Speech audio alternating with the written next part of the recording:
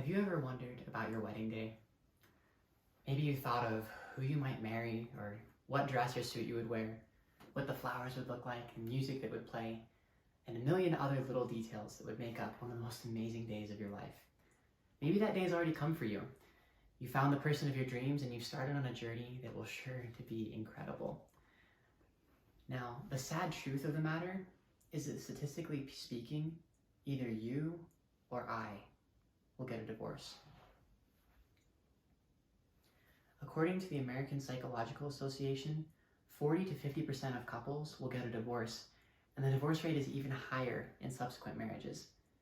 That is a stark contrast from the amazing day that you and I have imagined. So what is the issue here? Why is it that when we spend our entire lives anticipating an amazing day that will lead to a lifetime of happiness, it so often ends in hurt feelings and separation? As one who's preparing for my own wedding day, I wanted to be more prepared and to help you and I build a foundation in our relationships that won't go the way of society's trends. I believe that there are things that we can all do to help us give and receive love in a way that will help us to build a foundation that will last. I want to go over several simple things that you and I can do to achieve that goal. Today, we're going to talk about why divorce happens, some of the things that lead to relationships breaking down, some simple things that we can do to help us build a better foundation, and what our lives can look like as we apply these things into our relationships. Now, when a relationship starts, usually we're dating and that leads to courting. As we're courting, that leads to marriage. And as we're getting to know the person that we love, we often look at the good things that they have, the good qualities, the things that make them unique, the reasons why you love them. And it's easy for us to overlook their weaknesses and their faults because we love them. Now, that usually continues on into marriage and what is often known as the honeymoon period. But as we all know, in our lives, there's a lot of things that are vying for our attention. The average adult, according to the Washington Post, spends over 4 hours a day on their phone. Combine that with pressure from friends and family, our jobs that can be demanding, and even our homework, as many newlyweds are still going through school. And it can become very difficult for your spouse to feel like a priority. Now, what happens when the person that we're supposed to give everything to doesn't feel like they're a priority to us? Well, let me tell you. When somebody doesn't feel like they're getting attention or they're a priority, it leaves them feeling unloved and unvalidated. When somebody doesn't feel validated, it's often difficult for them to feel safe to communicate.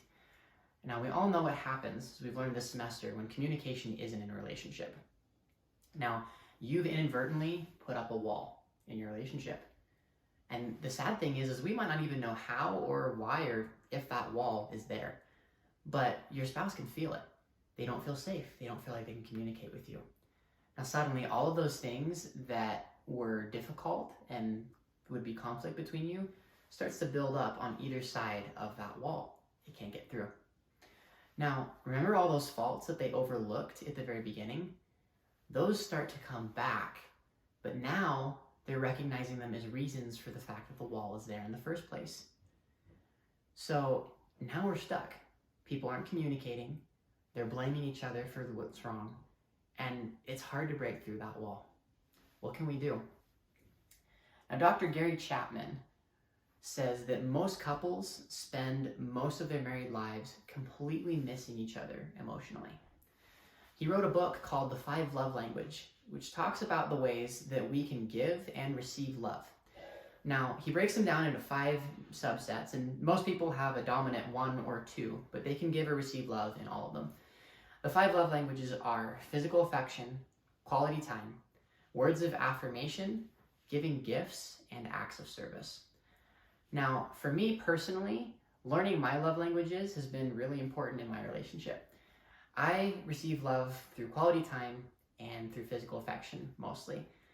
Now, taking this quiz with my girlfriend revealed that she also loves physical affection and quality time, but her main way of receiving love is actually through acts of service. This knowledge and being able to incorporate that into our relationship has really helped to deepen our relationship and the love that we have. It shows an extra effort when one of us tries to give love in the love language that the other receives. It's another way of showing that we care, that they're special to us. Now, As we are able to speak the love language of our significant other fluently, it helps them to feel like a priority. When they feel like a priority, we're able to validate them, we're able to love them, and they're able to feel safe with us. When you are able to love someone in the way that they need, it breaks down walls in your relationship. You're able to connect again. You're able to communicate again. And all of those conflicts and things that build up on either side of the wall are never there because they're able to flow between you in open communication and love. If we are able to communicate in our relationships, it takes away the opportunity for contention because we're able to resolve our conflicts in a safe, open space.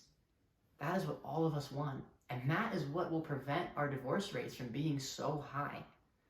My challenge to all of you today would be to go out and identify a relationship that is meaningful to you. Maybe it was with your significant other, or it could be with somebody in your family. But I want you to go out and take the love language quiz with that person. Identify your love languages. Identify theirs. And no matter where you are in your relationship right now, it never hurts to figure out how you can love somebody else better.